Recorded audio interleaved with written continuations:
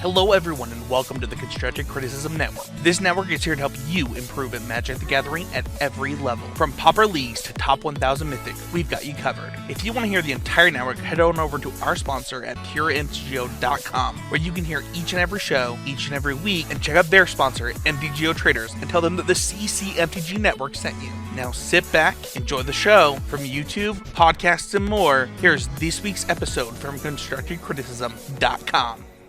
Hello, everybody, and welcome to episode 153 of the Common Knowledge Podcast. I'm your host, Christian, and I'm joined by our co-host, Adam. What's up, man? It's been a long week, or couple of weeks. Depends on how your math works. Yeah, I was telling you before the show a little bit about my work week. How's yours been going?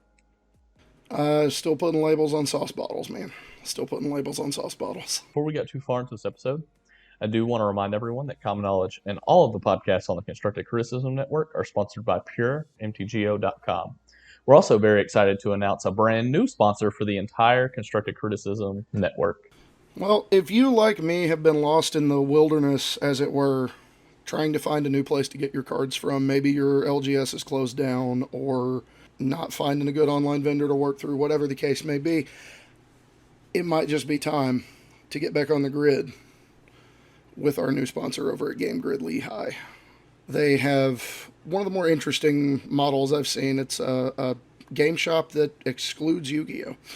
But Magic, Pokemon, board games, they've got stuff for everybody. It's well worth a look. Yeah, absolutely. We are very excited to be working with them. There are other ways to support the show as well.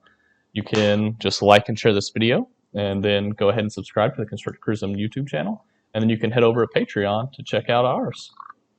With all that out of the way, I guess we can kind of move into the what decks we've been playing segment. I know that we talked about it last episode. I've been messing around with the blue tempo decks still. I love them so much. Have you made any interesting developments out of them? I am trying way too hard to make something work that probably shouldn't. And beyond that, I haven't really found any new technology for the established builds. But I'm a sucker for trying to repeat history, so I've got a list I'm working on that wants to make Land Grant into Break My Brainstorm card in Pauper. Okay, so like a blue-green tempo sort of deck, or is it only playing Land Grant? The list right now, I think, is also playing Nimble Mongoose, because it doesn't die to Bolt. What's been working with the list? What hasn't been working? Are you breaking your brainstorm at least? Yes. Brainstorm plus Land Grant is hilarious. Draw 3, put all the lands in my hand back on top, then cast Land Grant, revealing a hand with no lands in it, shuffle everything away, and still have a land drop to make. The reason it works is because of the Snow Duels from Kaldheim, because you can fetch Rimewood Falls with it. It's so good. I know it's a tap land, but being able to fetch a duel is pretty obnoxious. Oh yeah, I agree. When I was really big into the Ponza ramp deck, one of the big things about Acid Moss is the fact that you can just go get any color of mana with it. It really made pretty much every color splashable in those decks. And here it's less about splashing a color, right, and more of just having a guaranteed land drop that's also mana fixed. And it lets you sneakily trim lands from your deck. You can play the really low curve version of the deck if you're playing black as a tertiary color, or maybe green's your tertiary color and you're splashing just enough green to make Land Grant and Mongoose good. Because it can also fetch you the Forest Swamp to turn on Snuff Out. Yeah. In this deck, are you playing Delver of Secrets? That's another thing that Land Grant does, right? Is it just turns... Right now it is, creature-wise, it is Delver, Angler, Mongoose, and I think that's it. Other versions I'm looking at is, instead of the black as the secondary color, is red, because Swirling Sandstorm is hilarious. That was always a card for me that whenever it was really heavily played, I always ended up on the wrong end of it. Either it was in my deck and I wouldn't play to that as an out, because it's just something that I tend to forget. And then if it wasn't in my deck, I would just run into the random blue-red player or red-black player that's playing all Nausea at the time was pretty big in the format, as well as Swirling Sandstorm. Nobody plays around the 5 damage sweeper in Pauper, that's all I'm saying. Yeah, no, for myself, I've been playing a lot of mono blue, and it's funny playing mono blue just like straight up. Deck's really, really good. I really like it's a lot different from the blue black or blue red list right now, I feel. Because I feel like those decks are like control decks that can just turn the corner and win like on occasion. Whereas the mono blue deck, it always feels like every step you're taking is towards closing the game out. I like that style of gameplay more. I don't know what it is, but recently like I've had like less patience in games of Magic. Normally like I'm a really patient guy. Like I can sit and play a game of Magic. If the chess clock didn't exist and there was no timer, I could play like one game of Magic for like 3 hours. Real commander player at heart there, right? Assuming that I have time with my child, right? I wouldn't know anything about that, would I? Yeah. Recently, I just like lacked patience. So playing a deck like this, right, where I always feel like I'm accomplishing the goal of ending the game. I wouldn't say that I've made any like super big developments on it though, right? Just pretty much playing any standard lists. Sometimes I play like an extra bounce spell past Snap and Vapor Snag, and sometimes I'll play Delver, sometimes I won't. Sometimes I'll trim a Fairy Seer for like a mana leak or prohibit or whatever. Those changes are just so negligible. But I would say that any of the blue tempo decks are like weirdly underrated right now. It Yeah, feels weird it's to say that blue decks are underrated in Pauper, but here we are. It's the and world we live in. I mean, do you know how underrated blue decks are? They are so Um, underrated. We did an entire episode about why we hate people that play them. That's what we're doing right now. So the first thing that I want to complain about blue decks over here on the mono green stompy side of things is all they do is draw cards, man. I love drawing cards, though. Yeah, that's literally all blue decks do. Draw If cards. only other colors could draw cards. I mean, green never does that, right? Mm-mm. Either is black, even colorless draws cards these days. Right. But blue, I would say, definitely doesn't draw all the cards. Although if you're in blue, you're drawing a lot of cards. But it's moreover, blue selects the cards that it draws much Blue better. gets to see more cards than anybody else. Absolutely. So That's the way I look at it. being serious about it, right? Like one of the big reasons to play blue decks in Pauper today is the card preordain. Yeah, actually, Pauper format panel member Alex Ullman, he actually like today, whenever we were like finalizing the draft of the show notes for this, and like I knew I wanted to talk about preordain and how insane I thought that card was. I like immediately after deciding that went to Twitter and he tweeted how insane preordain is and how it probably like secretly warps the format around the fairies decks. And pretty much I tend to agree, right? Like in a format where you don't really have fetches, like preordain probably is a stronger cantrip than ponder. Yeah.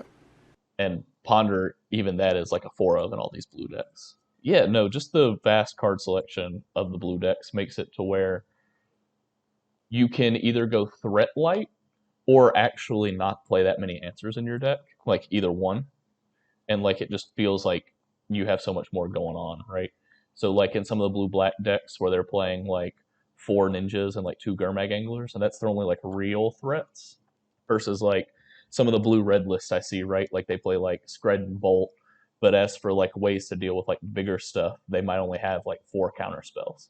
There's like not literally always, right? But you just have such a high chance of seeing those counter spells for the late game bombs that your opponent could be playing. You are very rarely caught with the wrong card for the situation in front of you, and that's one of the big reasons why I love blue decks. The problem that I run into a lot of the times when I play mid range, and it's something that I ran into playing Boros last month a lot, is drawing the wrong half of my deck, and I hate it. That's something that like decks that don't play these like extremely efficient card selection spells, how they try and circumvent it is by just drawing a massive amount of cards. That's why Deadly Dispute is so good. Thoughtcast, which is a blue card, but doesn't go in the blue decks. Semantics.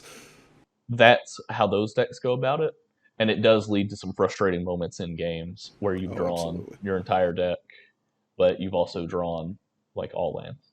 That's why I like the land grant thing, right? Like I can cut down on those and then play more spells, but still be able to hit on my land drops. Like it's based in theory from Alan Comer from way back an eternity ago, where he was playing. I think they called it Miracle Grow, and it was a deck that was playing like 10 lands as a blue-green tempo deck, and he was just, he'd stick Aquarian Dryad and then cast like Land Grant, Gush, Brainstorm.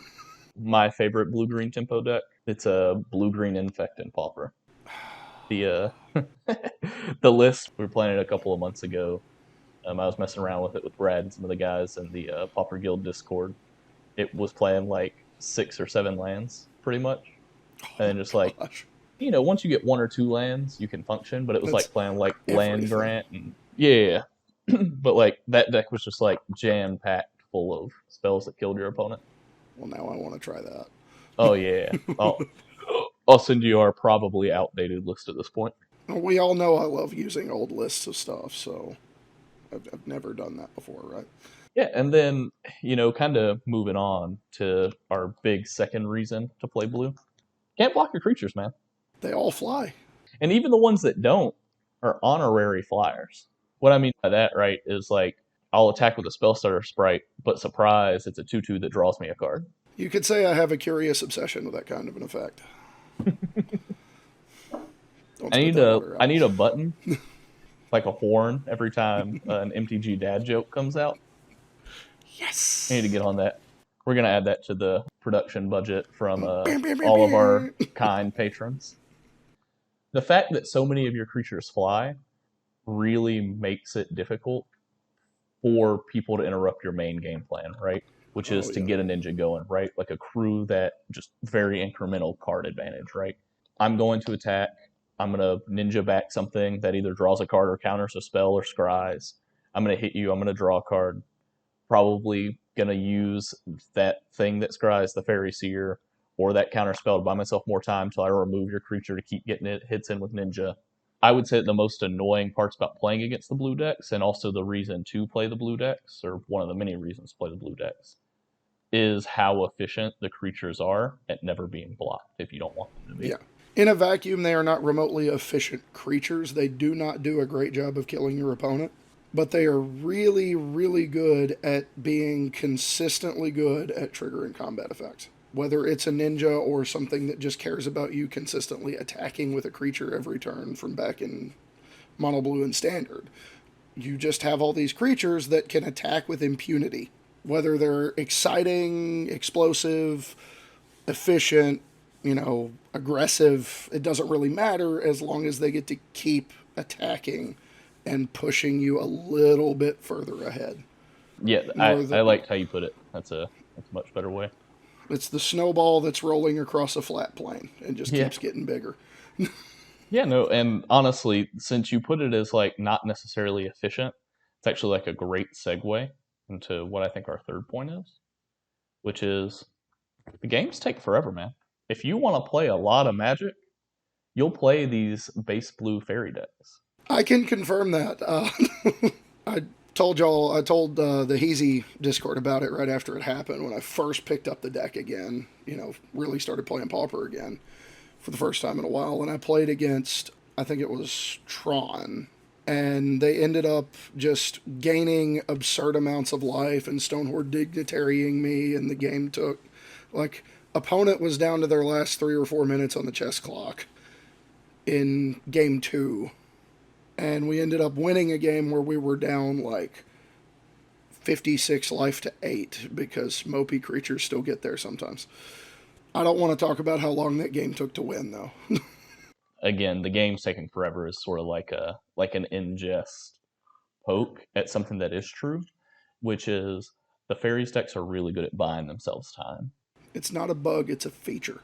Obviously, there are going to be games that you can't win, but with these decks, those games are few and far between, right? Like you can keep pushing yourself back further and further to keep trying to play to your outs and give yourself a way to win. It's one of those decks that you are very rarely going to be far and away the best deck in the room. You're not going to get a lot of blowout wins, but you're also not going to get blown out very often. It's always at least fine. Absolutely. And, the different flavors, they do this job to varying degrees as far as how well they push. To me, I would say the blue black deck is the best one at pushing the game the furthest. Primarily, and I think this is an underrated reason, because of the two bigger creatures, both Thorn of the Black Rose Yeah. having Death Touch, and then Angler blocking everything that doesn't fly. Angler, I think most people, whenever they see it, they view it as like this really good, efficiently costed, like aggressive threat. But like I Yeah. would say in over half of my games, right, like I'm playing Angler, and I'm just having it sit back so my opponent can't hit me with something that doesn't need to be hitting me. Like for every turn 2, I've thought scoured and whatever. Like if I just drop an Angler on turn 2 or 3 for 1 mana, you're going to have another game where you just drop it on turn 4 to block, and it just gets you there because it gains you something like 10 life over the course of the game, just sitting there not letting your opponent attack. Yeah, and honestly, what you just said about gaining life, that's something I view Magic and like games in that way, but I find that not everybody does. Where like if your opponent's not attacking, then whatever you have going on is gaining you life. I was going to say the thing about these tempo decks in general is each one of them leverages a different resource. They're all wanting to keep taking turns. They want to keep getting another draw step. But like the blue decks, the mono blue really wants to keep pushing the combat phase. It really wants to keep getting attacks in so it can keep getting good ninja hits in. The black deck just wants to keep drawing interaction to be able to stay ahead once it gets there. And then the red ones, like, you're just trying to find the last out you need to close the game out. You're leveraging different things, but at the end of the day, it's the same principle, right? You got to get to the next draw step. Something else I wanted to talk about, I didn't actually have it typed down, but what you were saying kind of reminded me of it, is how well these decks leverage game states like the Monarch. It's one of those things, I don't know your opinion on the Monarch. I don't think we've ever talked about it privately, but I think it's pretty undeniable that once it gets introduced, kind of the last 2 points in conjunction really make it a problem for these blue decks. Not a problem for them, but a problem for the opponent, Yes. right? Where your creatures are basically all unblockable. Most of them have flying or can like get in off of the back of the creatures that have flying, right? That coupled with the fact that you have so many answers, such good card selection, means that once Monarch gets introduced and these games are going so long, you're accruing much more value than most other decks can off of the Monarch. Some of the more aggressive Monarch-based decks, even like the Boros mid-range, right? Like you might draw like 3 or 4 extra cards off of the Monarch. It's not uncommon for you playing these decks, though, right, to draw like 7 or 8 extra cards off of the Monarch. Being on the other side of that during the last challenge I played, I can confirm that. Yeah, and again, right, like that's just like one of those things going back to how well these decks accrue value, right? Is the second card that you draw off the Monarch is worth like twice as much as the first card. Yeah. A lot of times in these decks. It's like after you make that initial mana investment, every time you draw one, you're just paying yourself back. So much. It's an absurd amount of value. The best way I can describe it is you're not only good at keeping the Monarch once you get it, because you play all this efficient interaction, you play bounce spells, you play removal, but you're also just equally good at taking it back because it makes Monarch in the decks that are built around it look horrible. Yeah, absolutely, right? Because like, and granted, that's like not entirely like always true. Like some of the Boros builds that are playing like a bunch of Squadron Hawks, like might have a chance against like the Flyers. Yeah, I tried that. It did not work out very right. well. I remember Suffocating Fumes is a card. Ugh, don't talk to me about that card. I don't want to. I don't want to talk about that card anymore. Yeah, but no, during the month of Boros, I've actually done 2 at this point. There are plenty of times, right, where like you're holding your Monarch card in your hand. Like even whenever we were trying out like different like Mardu builds, right? Like we're holding our own Thorn in our hand. And it's just like not only could our opponent draw a bunch of cards off of the Monarch, even worse, they're not drawing any cards off of the Monarch, and I just have this 4-mana card sitting in my hand that I couldn't cast on curve. There's no card advantage like the virtual card advantage of killing your opponent with a handful of cards. That being said, while we're on the topic, like I said, I don't think we've ever discussed Monarch. How do you feel about it? Do you like it as a 2-player mechanic? It is interesting as a 2-player mechanic. It definitely takes a different resource for me. I'm still kind of adjusting to it. The last time I'd played Pauper more than, a game or 2 here or there was Well, back when my old LGS was open, so math is a problem. At But least 3 years ago at this point. yeah, and Monarch was not heavily played here, so I had not run up against it very much. It was not a big part of what I was dealing with. After kind of going on that tangent about the Monarch, we can kind of talk about the fourth point, which we touched on in the last three. I had written down, all you do when you play blue is stop your opponents from having fun. I mean, if you hate fun, play blue decks, right? Right. That's what the commander players say. Obviously, another tongue-in-cheek joke. I keep feeling the need to say that just in case, there's going to be that one person that takes that like super seriously. Surely to goodness, the people that might assume that would know us well enough to know we love blue decks Oh yeah, a yeah, lot. absolutely. An Right. unfortunate amount. Right. To a fault. Right. There was a time in my Magic career where all I did was play Jeskai Control. There is a brand established there for a reason. Something that is very powerful about these decks, and again, we touched on it mostly when we were talking about the Monarch, right, is how efficient the answers are out of these decks, right? Because either mono blue, you're playing bounce spells and closing the game out, or blue black or blue red, you have the efficient removal spells of other colors backed by counter magic for anything that your removal spells can't deal with. And then once you get the card advantage of the Monarch going, it can literally like put games that you're in, right? Like you're in a game 3 and like you're on the other side of the table. You have like 2 cards in hand. You draw your third card. You cast it, counter spell. So you cast another card, removal spell. Okay, next turn you draw a land, you play it. Next turn you draw another card, you cast it, counter spell. Eventually, the other deck floods out, and you're playing all these cantrips, so you don't. One of the things I love about the blue decks, like, not only do you get access to a lot of interaction, a lot of different types of interaction that you can play with numbers, but what's really interesting about it is when you play a really diverse spread of like 1 and 2 ofs. And thanks to all these cantrips, you can find the ones you need. You can just have this weird, obscure out to game states that you just should not have access to in game ones. And moreover, you find your sideboard cards a lot more effectively because of that too. The way blue deck sideboards are constructed, it used to like make me uncomfortable. And like I mean that in the kindest way possible. Like when I first started playing Pauper, right, you would see a sideboard that was like 4 Hydroblast, 4 Pyroblast, and it's like, oh man, you're using 8 sideboard slots on that, and then like everything else is like a 1 or a 2 of, and it's like, oh yeah, well, because our biggest problem, at least back in that time, is the mirror match.